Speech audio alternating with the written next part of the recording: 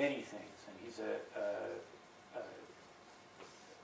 brilliant editor, as well as being a very capable programmer and a very good writer on his own too. Very thoughtful guy.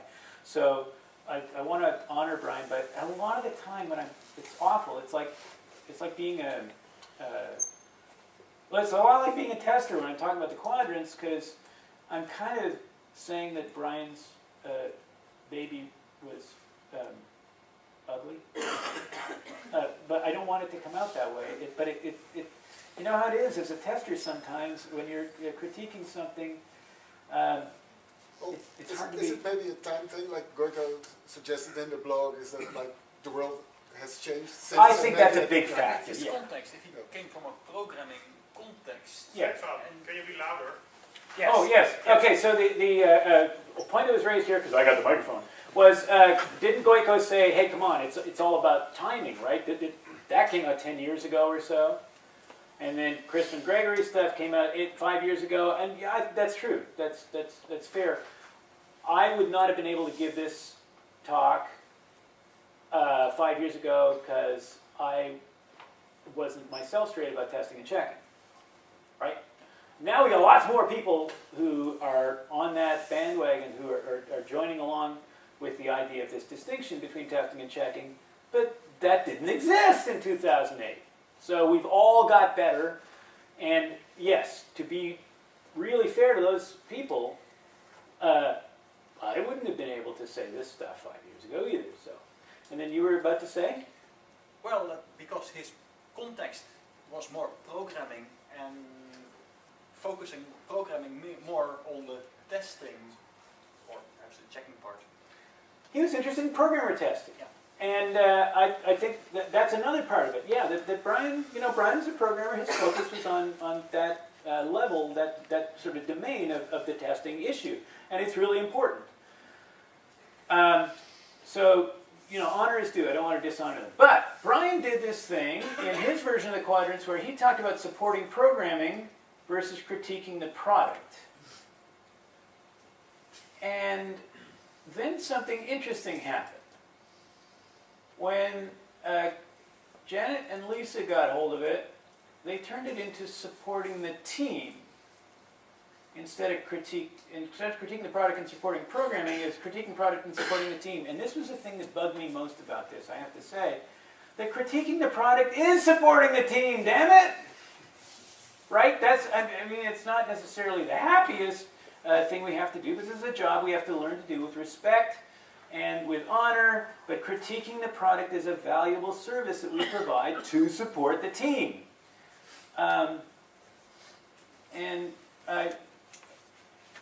So I objected to that pretty strongly. But then there's also this stuff, automated and manual, automated, manual tools. I don't get it. It doesn't make sense to me, once again, because there's no such thing as manual testing. There's manual testing. No, there's no manual programming, right? There's compiling.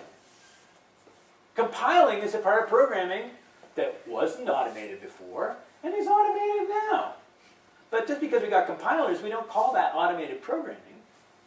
And we don't call the rest of programming manual programming, because the hands have nothing to do with it. It's the brain. My friend Pradeep Sundararajan, when he started his outsourced test lab in India, Mulia testing. And the logo is this brain. And what they offer still is brainual testing. Oh, I like that. Right? At least we're talking about the right body part. This stuff made me, what? Manual? Automated? No. There's testing. And testing is almost always supported by tools one way or the other. Tools infuse every part of testing. Then there was this stuff. I couldn't understand what this was all about. How technology facing and critiquing the product, how's performance and load testing critiquing the product and not supporting the team? How's security critiquing the product and not ility testing? What's that anyway? Which of capability, reliability, usability, security, scalability, performance, installability, compatibility, charisma, supportability, testability, maintainability, portability, localizability. Isn't testability supposed to be over here? Supporting XX programming, isn't it supposed to be supporting the team? Testability? Supportability, isn't that supposed to be supporting the team? And then it looked, well, when I looked at it, just like a big mishmash to me of stuff. But we'll get back to why people might like it, why people might get value out of it. And with the benefit of hindsight, how we can help straighten it out maybe. So, supporting programming or supporting the team? Some of Brian's comments on it talked about output checks, unit testing, or as I prefer to call it, unit checking most of the time, as more integral to the programming process than vigorous, deep testing for hidden or rare or hard to find kinds of problems.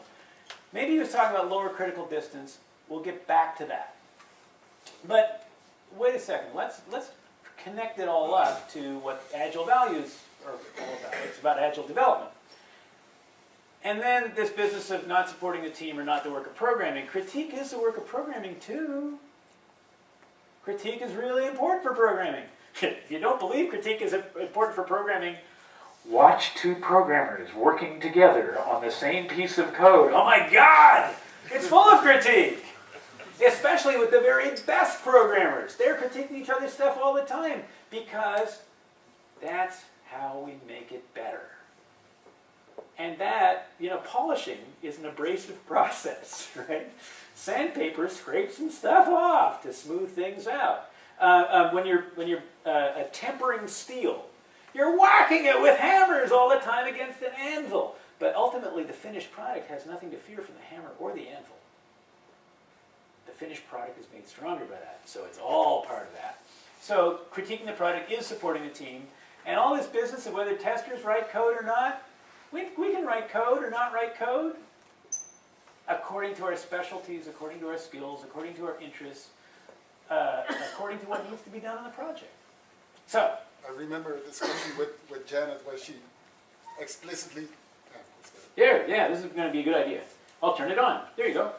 I remember I had a discussion with Janet about the quadrants, and in her mind, the stuff on the left, supporting the team, was really the stuff that was done during development, and the stuff on the right was really the stuff that was done after there was more or less a product. And I think... It sounds really un-agile to me. That's not of this world anymore. I mean, but 5 years ago, that made sense probably. Well, maybe. You see, the thing is, this has bugged me for a long time. It never made sense to me. How nice that I waited 5 years. The rapid feedback loop definitely broke down at this Did point. any of the stuff make it to the new book of Janet and Lisa? I don't know. I haven't seen it. Okay, but I'm not. You didn't give any. I was not asked to review it, and I didn't ask. So maybe Jean-Paul can speak to that. If you have a chance, you might want to look at the page for the more agile testing book, because there's a preview of chapter 8 that actually addresses the testing quadrants and apologizes on how it was interpreted. Is that Goiko's? Is that what Goiko posted the other day? I think so. Yeah. So did Goiko write that chapter, or is he just did he just tweet it? They wrote it. Oh, that's interesting. Okay, so I sent a message back to Goiko about this, and maybe I made a mistake, and I need to send it to Janet and Lisa. I think he wrote the foreword of the book anyway, or at least he wrote the foreword of the book? some part of that, so it must be. Okay, so remember, I'm not of that community. And so I'm not paying a whole bunch of attention to it. And you can criticize me for that if you want, and it would be a fair criticism, right? So interesting to see the two different. yeah, that's right. And I saw what I saw from that seemed like an advance. So I scanned it very quickly. It's been a crazy couple of weeks. But thanks for the tip, Jean-Paul. I will look into that. So I talked about manual and automated program. I talked about tools being unremarkable. There's lots of things that I don't think should be pinned into specific quadrants because I think they suffuse all of Agile development, as we shall shortly see. Here's why people might have liked them as they were. There was very little help available for people who were testing in an Agile context. And I think the Agile community, because of where it came from, it came from an initiative by programmers to take responsibility for the quality of their own work. But also as is used to counter the V model. Yeah, well, you could use anything to counter the V model, I suppose, and it would still make more sense than the V model. But yes, that's true. It's an alternative to that, and any alternative at that point was viable. But it did at least enumerate some things that you might want to think about if you were a tester in an Agile context. Okay. Our reply to that is we can have better than that. So let's go about and see how we do it. And again, as I said at the beginning, our motivation to revise is people come to us, the rapid testing guys, and ask how do rapid and Agile testing fit together.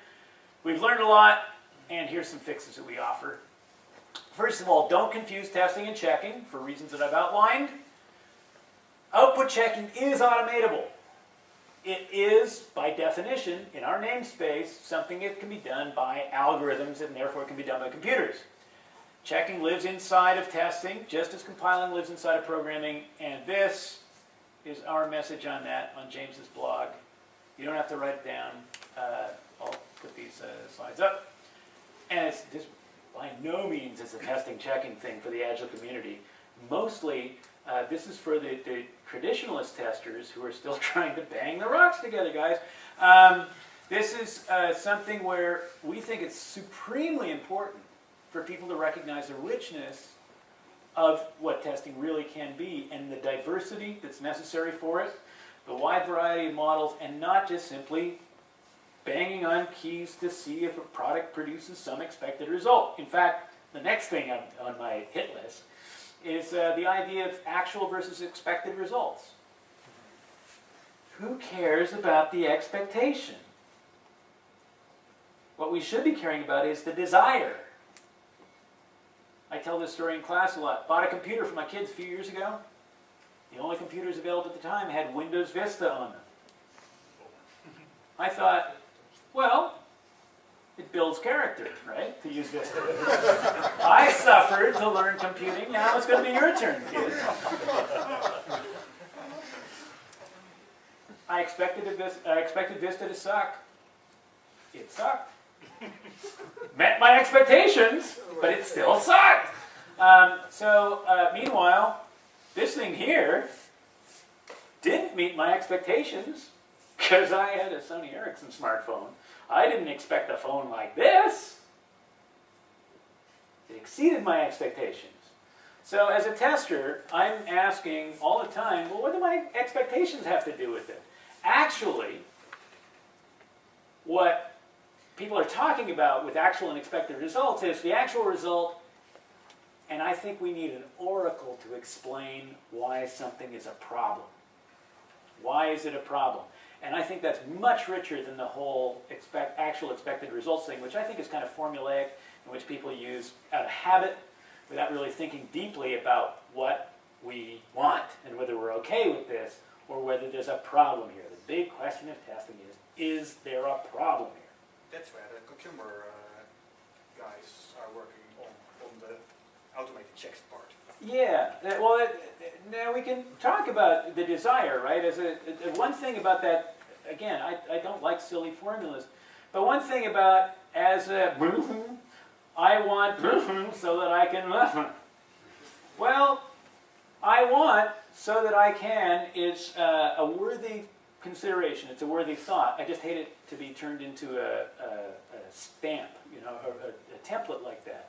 But to the degree that that aids a thoughtful conversation about what do we want out of this product, I'm prepared to go with it. I think that it's overly and needlessly elaborate, and I'll have something to say about that in a second sometimes. But I want to honor the desire behind it, but I also want to try to get out of the mechanistic. I don't like form letters. I hate filling out forms. And so it seems to me a little bit like filling out a form to do that. But One day we'll all relax and have a nice conversation about that too. Merrick referred to checked examples, which he got from Ward Cunningham. I'm wondering if there's any idea in software development that's a fabulous idea that didn't come from Ward Cunningham. Anybody? You know, the wiki, fitness, technical debt, right? All the, what, federated wikis, which I haven't looked into very much, but what a giant this guy is. And he talked about checked examples, and Brian picked that up from him, and I had probably thought of the idea of testing and checking, at least in part, at least influenced by that. Of course, checking is older than all of us. The second reference to checking I saw came from D.D. McCracken's book, Digital Computer Programming, 1957. And then I found an article in which Turing said we should have a way of checking the output of these things. So the testing checking thing is as old as Turing itself. And then Knuth also made a similar distinction when he said, beware of using this code. I have only proven it correct. I haven't tested it. So Knuth had that too. So let's honor those pioneers. Elizabeth Hendrickson had a very similar, she talked about checking versus exploring. Except I think that is a distinction, checking versus exploring. Both of those things are embedded in testing. I think exploring is also entirely embedded in testing, and checking is a nugget of kind of non-exploratory activity that can be performed by a machine that itself is not exploratory, but everything immediately surrounding it is. So that's a distinction that's a little bit different, but there's lots of people who've been talking about this stuff. I want to take credit for it, but I can't. Not all of it. So, I talked about this. Test cases are testing. No, test cases are not testing. How many people here frame their testing work in terms of test cases? Talk about test cases all the time. I'm hoping to convert you. I'm hoping to persuade you that test cases are basically bankrupt as a way of thinking about testing. That test cases apply in very specific, very narrow contexts as formal tests that must be performed in a specific way to check specific facts. But testing shouldn't be too formalized unless you want to miss lots of bugs. Because what bugs don't do is they don't follow formal processes. And so in order to be more diversified than the bugs, we have to diversify ourselves out of this model of test cases. If you want a reference to that, test cases are not testing. The fastest way to do that is to look for Bach and Hutter, James Bach and Aaron Hutter, who wrote this fabulous article in a Testing Trapeze magazine, a New Zealand testing magazine, in February of this year. I think it's one of the most important articles to come along in the testing world since I immodestly cite the testing and checking refined thing that James and I wrote in March of last year. I have given up on trying to be modest about that. I'm extremely proud of that work. But James and Aaron's article is, I think, a masterpiece on how testing cannot be encoded any more than programming itself can be encoded. Any management cannot be encoded, and testing is that way too. Yeah? So do you maybe want to say a few things on the new ISO spec at this point? If you choose to pull on that thread, our whole evening may unravel. So yeah, I'm in the background with those guys. yeah, exactly. It's my problem. I will. I'll talk about ISO 29119 if anybody's interested. Suffice it to say that it's a silly thing to standardize testing. It's just as silly as it would be to standardize language. And that's part of what ISO 29119 is about. It's about an international standard language for testing. How do you Dutch feel about that and the fact that it's in English? Probably not as bad as the Chinese do. Because I've noticed most of you all speak English extremely well. Nevertheless, I can't read it because I have to buy it first. Well, yeah, and as I say, there's that thread being pulled, so let's not go there for a little while at least. If you're really interested, there is a Testnet workgroup meeting on Thursday. Feel free to come there. In Nieuwegein, and we promise sparks aplenty. I don't think I'll be there. It's all in Dutch, so I'm not going to understand a damn thing unless there's references to, Spekhoek or something like that happen to show up through the conversation. Yeah, dessert. Maybe that's Indonesian.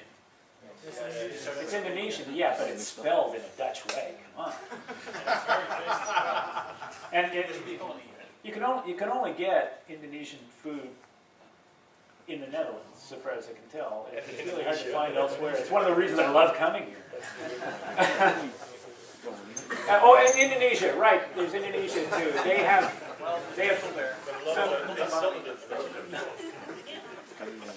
Anyway, we needed a break from all this ranting and raving, and I hope that provided a suitable interval.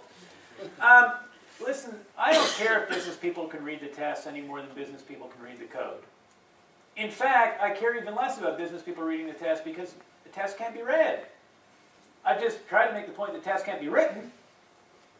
Right? Testing can't be encoded. Testing is what you think and what you do. It's imbued with tacit knowledge. It's imbued with critical thinking. And any attempt to write that stuff down is going to miss most of what it really means to do testing. Plus, the last time I checked, we were being hired, just like the programmers are, by the business people to perform a service.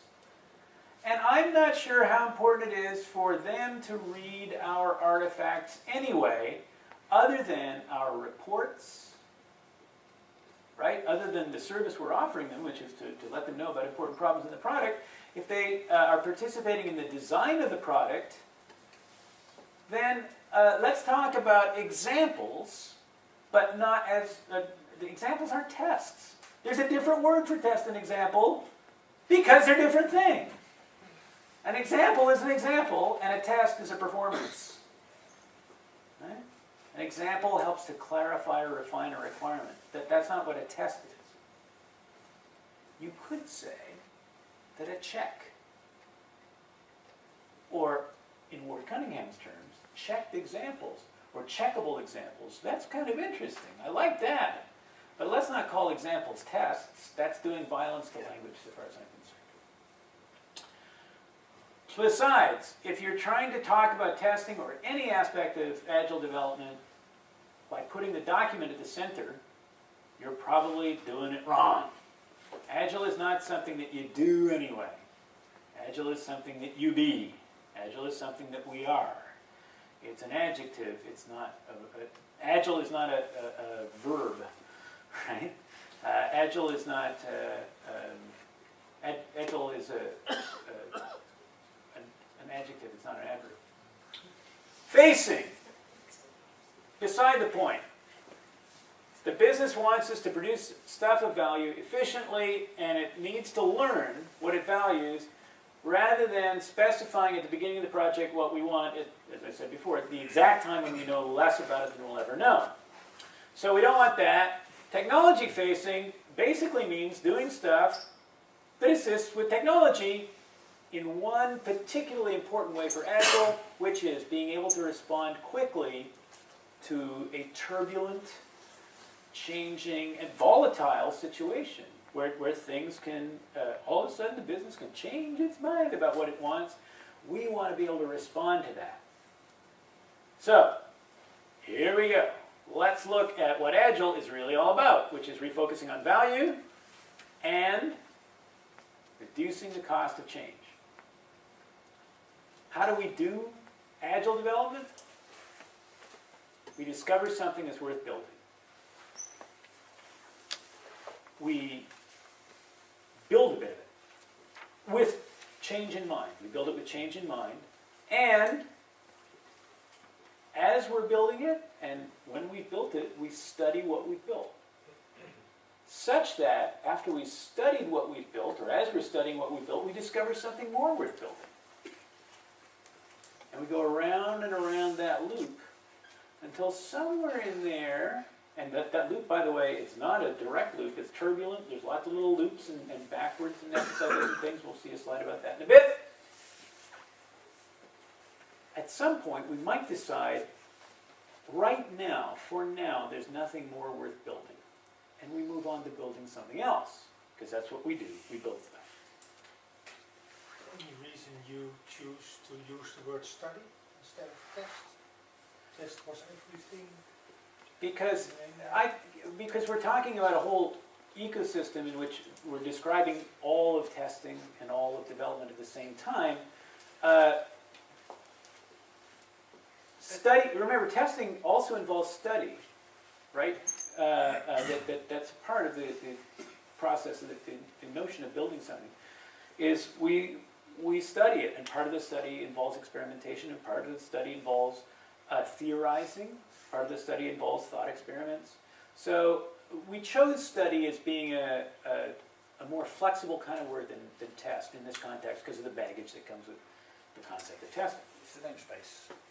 We're in the namespace, right? Thank you very much. We're in the namespace. So we illustrated this as a loop.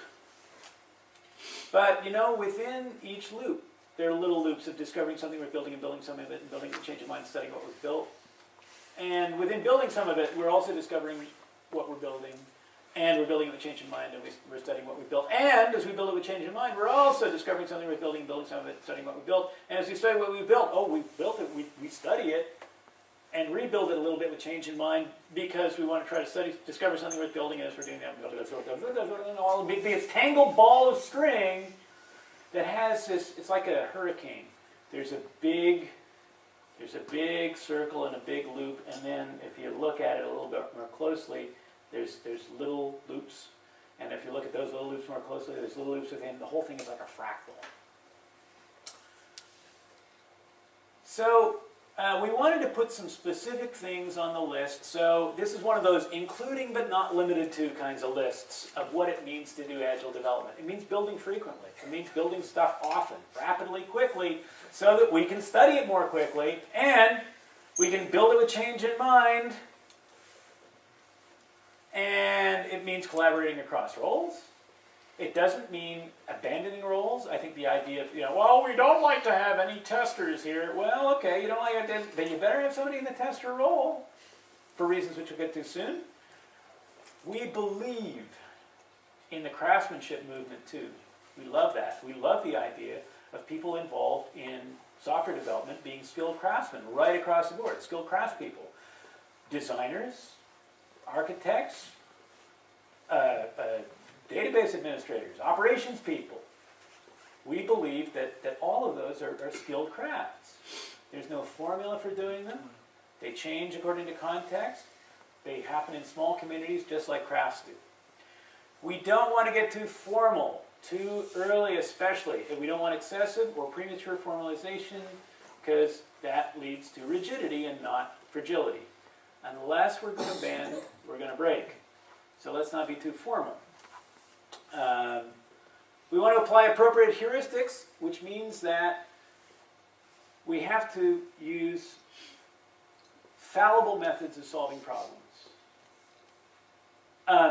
Billy von Kuhn, the engineer who wrote a book called Discussion of the Method, he talked about the engineering method as being the use of heuristics in order to get the best possible result in a poorly understood situation in consideration of the constraints. Sounds like software development to me. Sounds like real engineering to me. So his conclusion, which he hits in the middle of the book and then elaborates on, is that all is heuristic. Everything we do is heuristic. As people, everything we do is heuristic. There's no certainty available to us in anything. What about algorithms? Algorithms aren't heuristic. Sure they are, because if a certain person picks up an algorithm and misapplies it without appropriate judgment, wisdom, skill, then that algorithm is going to fail to fulfill the purpose, or it will serve the wrong purpose. There's a Chinese expression that I heard one time. It's like when the wrong man uses the right means, and the right means will work in the wrong way. Right? So all of development, all of engineering is about using heuristics skillfully. Developing and applying tools, hey, they suffuse all of development and testing. And seek a sustainable pace. This is one that really bugged me. When I went to Agile testing conferences, when I went to Agile testing days, people kept coming up to me and saying, I'm overwhelmed. The programmers keep producing stuff that I have to test, and it's really buggy, and I have to investigate and report the problems, and I can't keep up. And I always wondered, first of all, do you guys have any managers where you work? Because I seem to remember something in XP about seeking and developing a sustainable pace. Then I asked another question. I said, are your programmers mandated to produce code? Or are they mandated to produce code that works? And the testers were always talking about option A, meaning where their programmers were. If you're not, as a programmer, focused on producing code that works, then that is not going to be sustainable. The reason it's not going to be sustainable is because bugs will bury themselves. You'll bury bugs under other bugs. The testers won't be able to help you keep up because it takes so much more time to investigate and report a problem than you found as a result of running a test than it does to run a test. It's orders of magnitude more expensive to find a problem. And that happens more often when the programmers are either voluntarily or involuntarily being pressured, failing to sustain a sustainable pace. Failing to do that. So anyway, we put those in the center.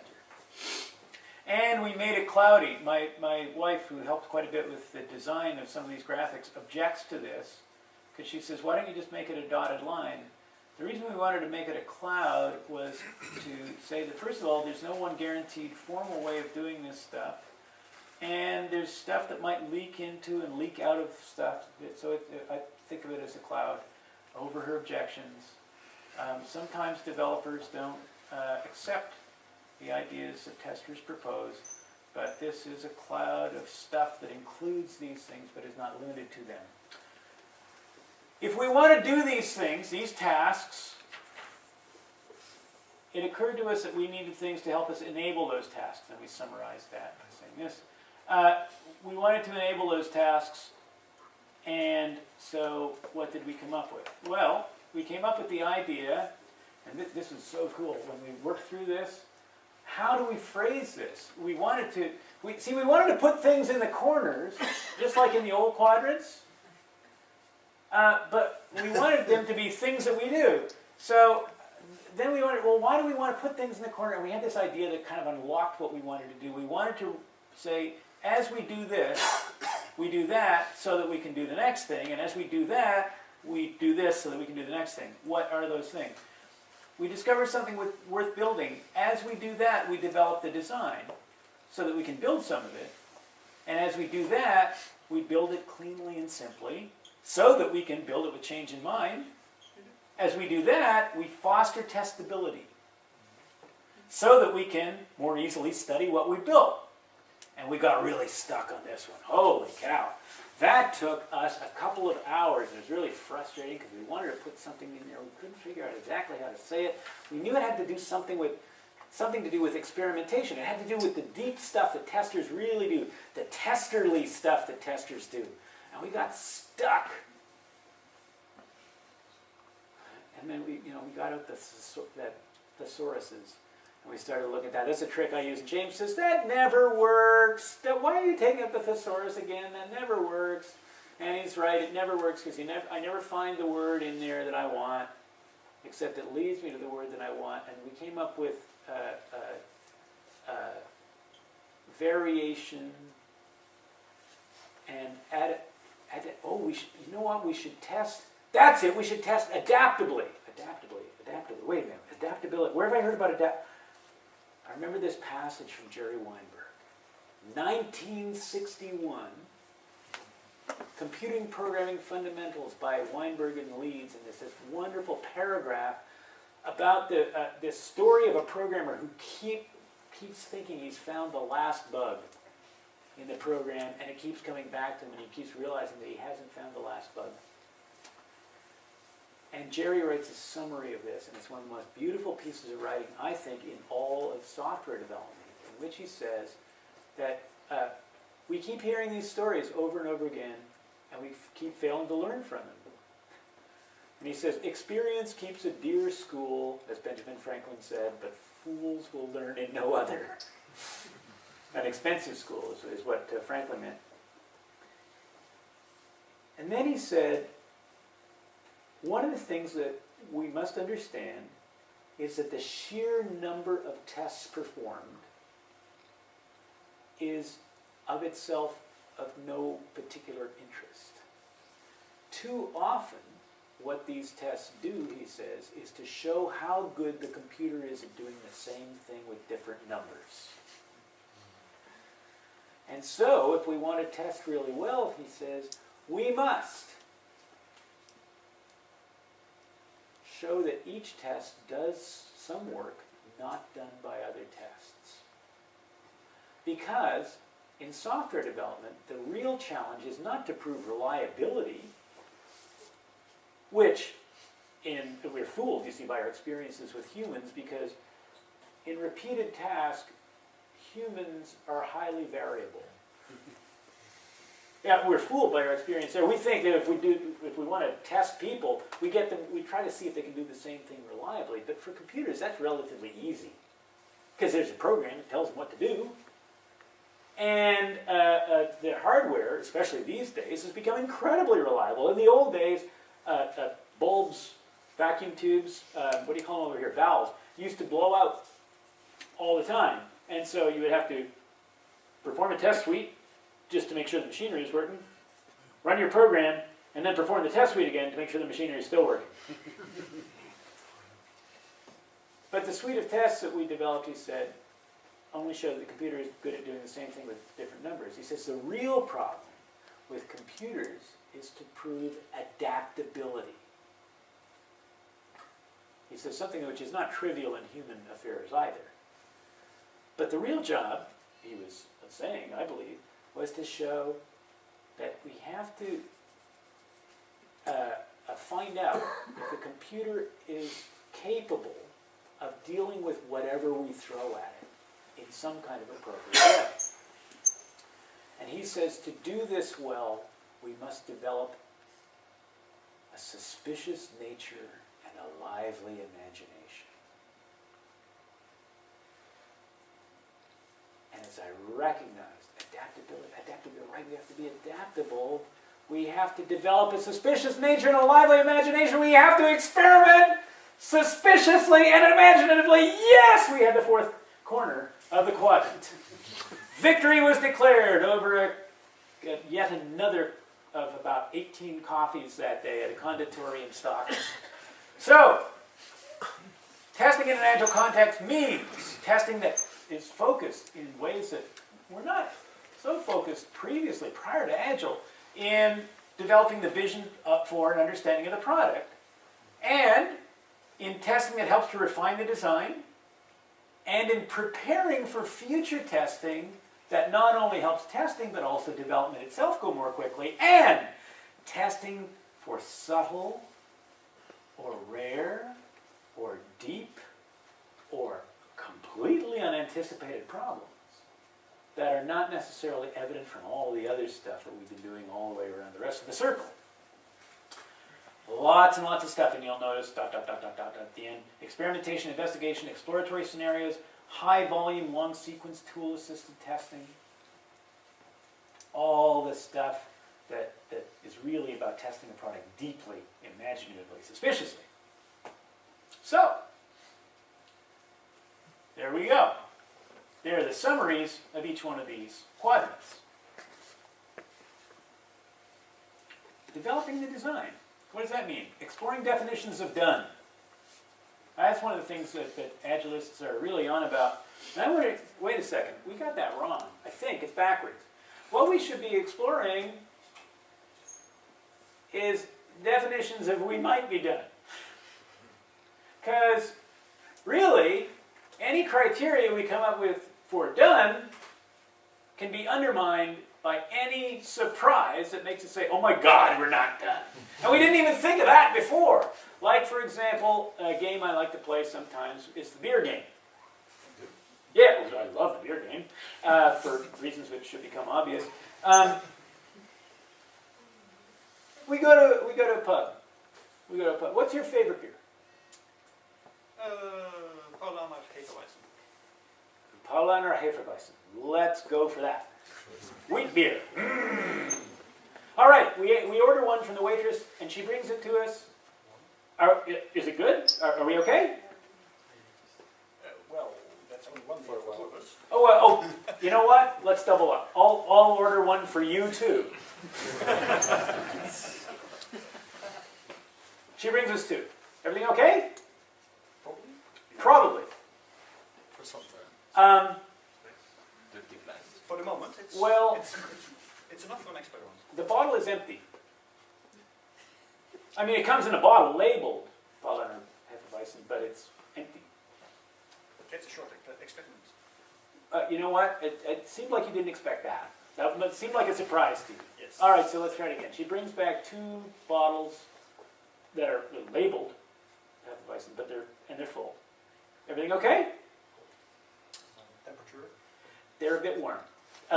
Actually, I happen to have a thermometer with me. My daughter was not too well the other day. I dip it in, and it's way over 37. Right? If it were a kid, this beer would be dead. Not so good. Okay, so basically, she'll be done when she brings us two full bottles of beer. Let's say 3 degrees, 2 degrees, something like that. Okay, good. All right, she does that. Are we done? I want a glass. You want a glass? Oh, sorry, I forgot the glass. Let's put that on there. Glass, cold, full bottles of Paulaner Hefeweizen. I know how to open them. Oh, they weren't open. Now, fortunately, I have this. I have tools, right? I have this thing, never without it, except when I'm on an airplane. And we're not on an airplane though, so that's good. So we open it up, pop it open. Everything okay? On the house. What's that? They are on the house. They're on the house? Oh, everything's fantastic if that's true. No, I'm paying. It's okay. Clean glass. Well, wait a second. Hang on now. I am paying. And they're €19.50 each. With Canadian dollars. Yeah. That's okay. Yeah, with Canadian dollars, it's like 100, 150.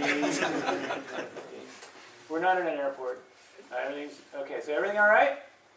Cold, uncapped, full. Hefeweizen. Glass, clean glass. Got you there. Then we'll be done, right? No, No, why not? no flies in the beer. There's no flies in the beer. There's a mouse.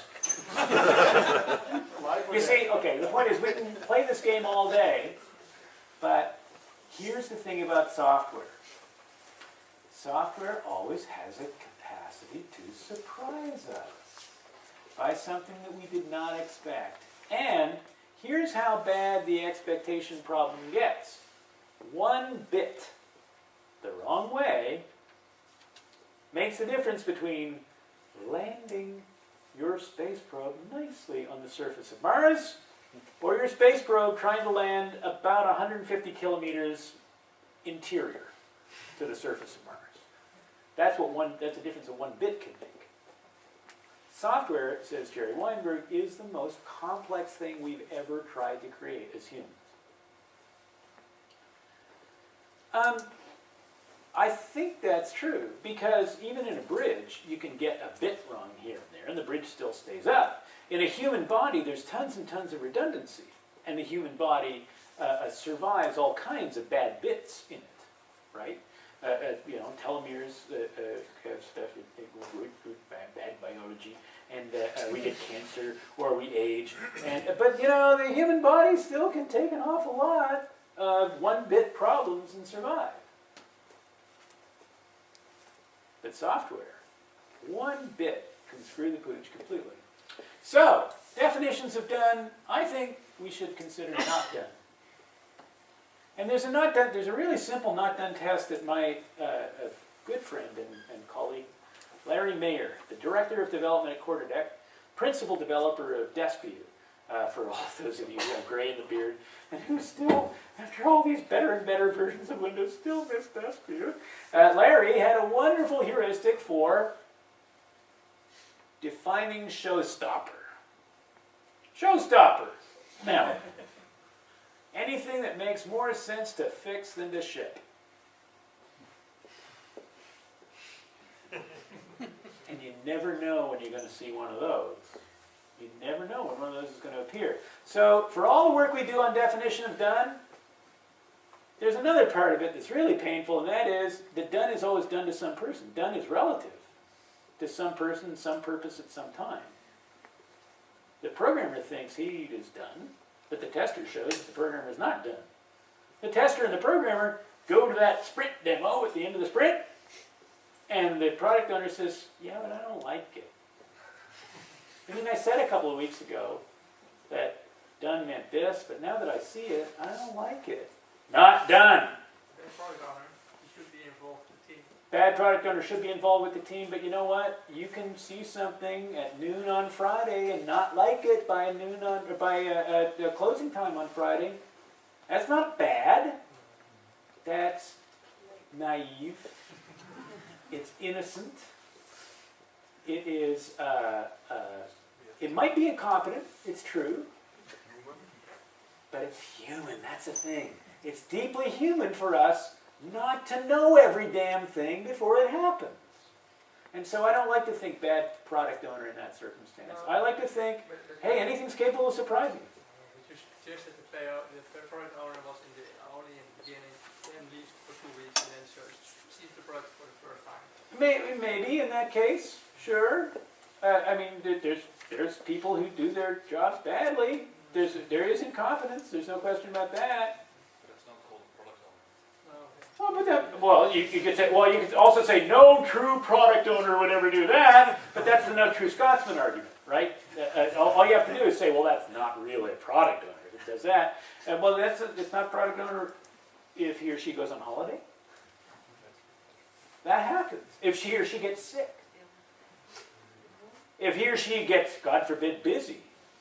For all those who, I mean, real busy, right? Like, for example, jury duty. That happens. We don't have that. How nice. Context-driven, as I am, I have to think about stuff like that. Because, here, have you been a product owner before? No, not you, Jackie. Yeah. No? You? You have? Yeah. Are you still doing it? You are? Okay. So, you get props. Because a lot of the time I hear that kind of comment from people who've never been product owners. And you and I hope, can go down together with them, each other, one-on-one, and tell them, shut up, eh? Because we've been product owners. And so, we know that shit happens. So, but you know what? I've changed my mind. I've changed my mind. And I've resisted changing my mind. I didn't want to change my mind. I didn't want to change my mind. And now that I finally see it, I go, oh, guys, I'm sorry. It really looked good right up until just now. And you know what? I got a call from my product owner, who owns, me, who said, this won't happen this way. Oh, God, guys, I'm really sorry. Shit happens. So, let's think in terms, not just of definitions of done. I think those are definitions. Joe Rainsberger had a wonderful line about this. He said, you know what? Here's what you do. When all the acceptance tests pass, because often definitions of done are about acceptance tests, which are really rejection checks, by the way. He said, when all the acceptance tests pass, we were reading this thing in the Agile testing list or Agile development list or something, and somebody said, when all the acceptance tests pass, then we know we're done. And Joe said, Now, when all the acceptance tests pass, you know that it's time to give it to a real tester to kick the snot out of it. I agree with that. So, anyway, definition of done is this weird thing. I brought that up because Ruud told me at least one thing before the thing that I knew I could do something about. He said, well, what about explaining how this stuff actually works in the real world, you know, because this is just a model.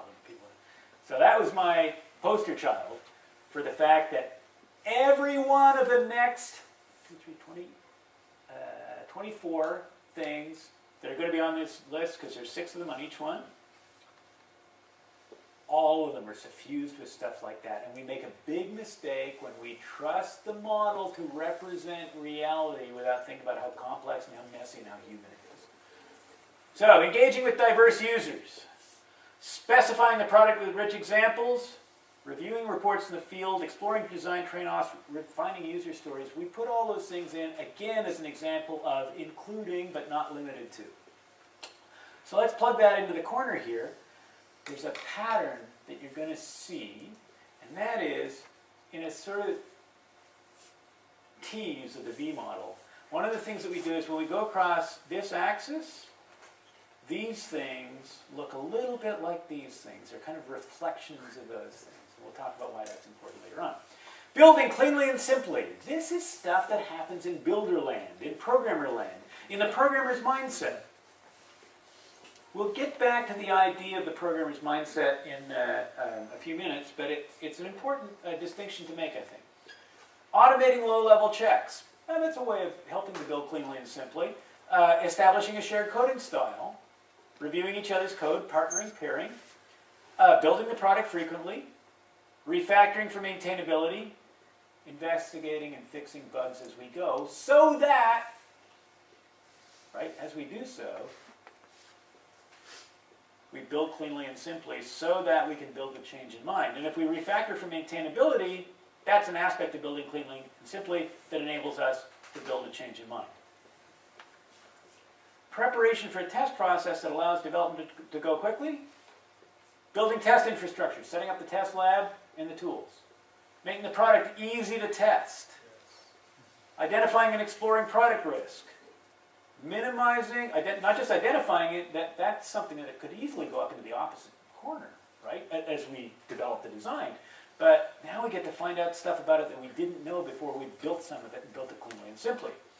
Minimizing disruption when changing the product. That's an aspect of fostering testability. Removing obstacles and distractions to testing. Setup problems. Finding too many bugs. Things that get in the way of testing, things that interfere with testing. And testing in parallel with coding. That makes a product more testable too. There's an article we've got up somewhere in the rapid testing stuff, Heuristics of Testability.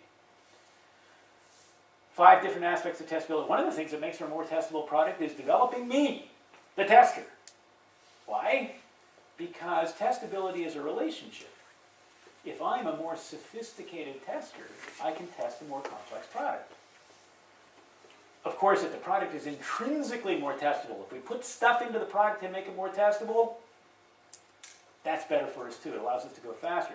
An API, logging, debug ports, lots and lots of interfaces that allow us to get information into and out of the product, allow us to drive the product through with tools.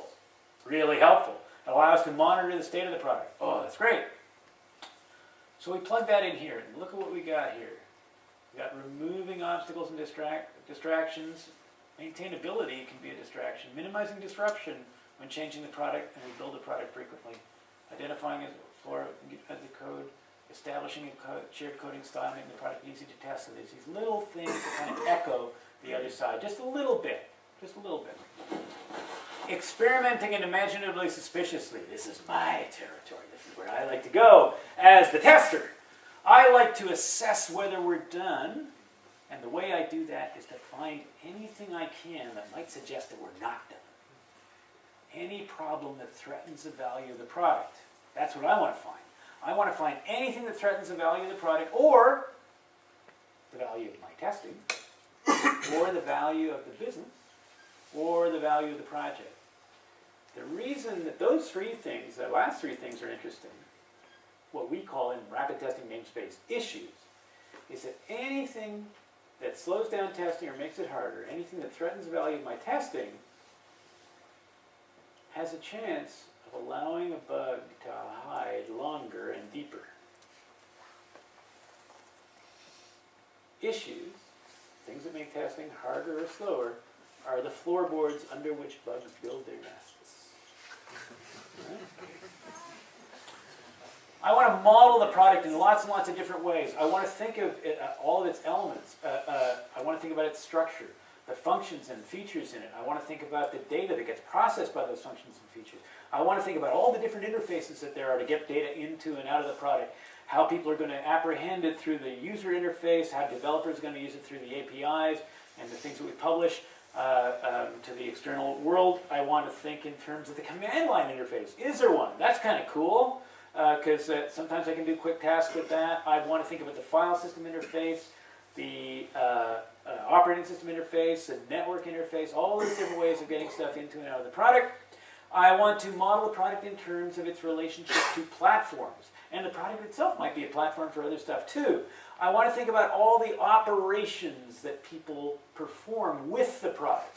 So features and functions are what the product offers.